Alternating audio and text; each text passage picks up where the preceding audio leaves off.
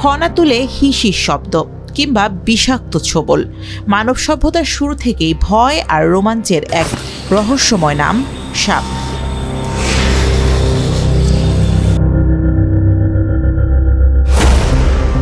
তবে এই বিষধর প্রাণীকে খাঁচায় বন্দি করে লালন পালন করা এবং তার বিষ থেকে মানুষের জীবন বাঁচানোর স্বপ্ন দেখা মোটেও সহজ কাজ নয়। ঠিক এমনই এক অসম্ভবকে সম্ভব করার ঝুঁকি নিয়েছিলেন পটুয়াখালীর এক প্রবাসী। তার খামারে আছে কিংকোবরা, রাসেল ভাইপার সহ ২৫০ শতাধিক বিষধর সাপ। সৌদি আরবের প্রবাস জীবনের জমানো সব পুঁজি দিয়ে ২০০০ সালে পটুয়াখালীর নন্দীপাড়া গ্রামে বাংলাদেশ স্নেক ভেনম নামের একটি খামার গড়ে তোলেন আব্দুর রাজ্জাক বিশ্বাস, যিনি সাপ থেকে বিষ সংগ্রহ করে দেশের অ্যান্টিভেনম তৈরির পথ তৈরি করতে চেয়েছিলেন। ২০০০ সালে আমাদের এই খামারটা স্টার্ট হয়। আমি সৌদি প্রবাসী ছিলাম। বাবা মারা যাওয়ার পর ল্যান্ড প্রপার্টি আমাদের যারা ভাই বোন আছে ওনাদের কাছ থেকে ডিবেট করে তারপর আমাদের প্লেস তৈরি করতে হয়েছে। ইঞ্জিনিয়ার নিয়ে আমরা লেয়ার প্ল্যান তৈরি করছি। আমাদের পরিকল্পনা আছে এটা উন্নত বিশ্বে যেভাবে পরিচালনা করছে তার চাইতেও আমরা যেন আপডেট করতে পারি, এই পরিকল্পনা আমার মাথা আছে। যেহেতু মাঝে মাঝে এসির দরকার হবে, তাপমাত্রা নিয়ন্ত্রণ করতে হবে, অনেক অসংখ্য বিষয় আছে এবং এটা অনেক লাভজনক। ২০০৮ সালে প্রাণী সম্পদ মন্ত্রণালয়ে খামারটির নিবন্ধন ও ২০১৮ সালে পরিবেশ ছাড়পত্রের জন্য আবেদন করেন রাজ্জাক। দীর্ঘদিনের আইনি জটিলতা কাটিয়ে চলতি বছর খামারটি প্রাণী সম্পদ অধিদপ্তর থেকে আনুষ্ঠানিক নিবন্ধন পায়। এর ফলে খামারটিতে এখন আইনিভাবে বিষধর সাপ থেকে বিষ সংগ্রহ করা সম্ভব হচ্ছে। তবে এখন বড় বাধা হয়ে দাঁড়িয়েছে ক্রেতা। ৮ সালে গেজেটের আলোকে মূলত আমরা আবেদন করি, খামারটা আমাদের ভিজিট করা হয়। ভিজিট করার পরে বিভিন্ন সমস্যার কারণে আমাদের খামারটা নিবন্ধন দিতে পারেনি সরকার। এরপরে দেখাচ্ছে আমাদের বেশ ৪-৫ মাস আগে মূলত আমাদেরকে খামারটা নিবন্ধন দেয়।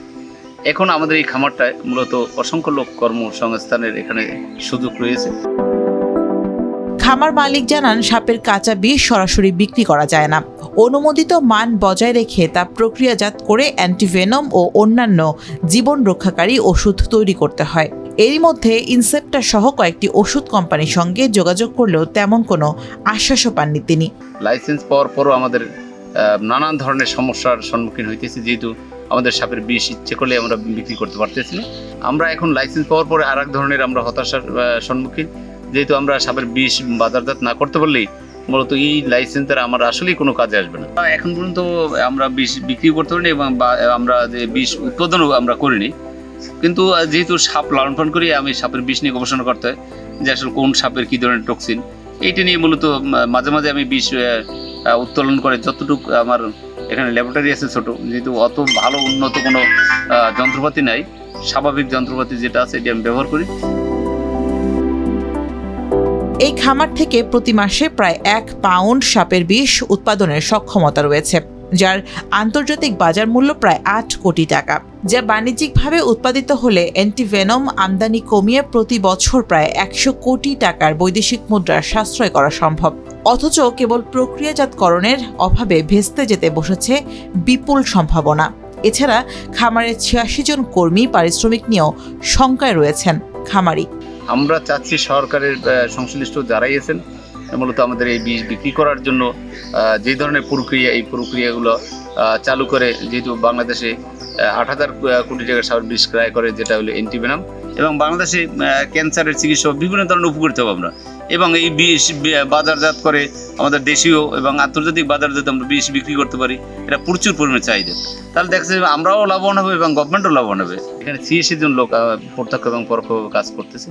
আমাদের খামারটা পরিচালনা করতে প্রচুর পরিমাণে অর্থের দরকার আছে এবং এই লোকবলের ওনাদেরকে খাবার দাবার থেকে শুরু করে নানান ধরনের সমস্যা আমাদের ফেস করতে। সরকার যদি আমাদেরকে সহায়তা না করে তাহলে আমাদের এই খামারটা পরিচালনা করা একেবারেই কঠিন।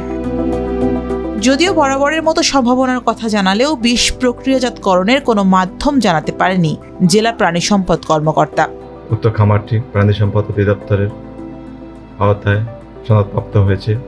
উক্ত খামার হতে বর্তমানে বিষ উৎপাদন শুরু হয়েছে, যেগুলো র বা আনপ্রসেসড বিষ। এই বিষগুলো প্রক্রিয়াজাত করার মাধ্যমে সেটা বাজারজাত করা যাবে। এজন্য তাকে একটি নির্দিষ্ট ফার্মাসিউটিক্যাল কোম্পানির সাথে যোগাযোগ করে এটা যাতে প্রসেস করা যায় এবং বাজারজাত করা যায় সে ব্যবস্থা করতে হবে। স্বাস্থ্য অধিদপ্তরের তথ্য অনুযায়ী দেশে দিনে গড়ে প্রায় 20 জন মানুষ সাপের কামড়ে মারা যান, আর প্রতি বছর সাপের কামড়ে আক্রান্ত হন 4 লাখের অধিক মানুষ, যার 95% গ্রাম অঞ্চলের। এই চিকিৎসার জন্য দেশের হাসপাতালগুলো সম্পূর্ণভাবে বিদেশ থেকে আমদানি করা অ্যান্টিভেনমের ওপর নির্ভরশীল।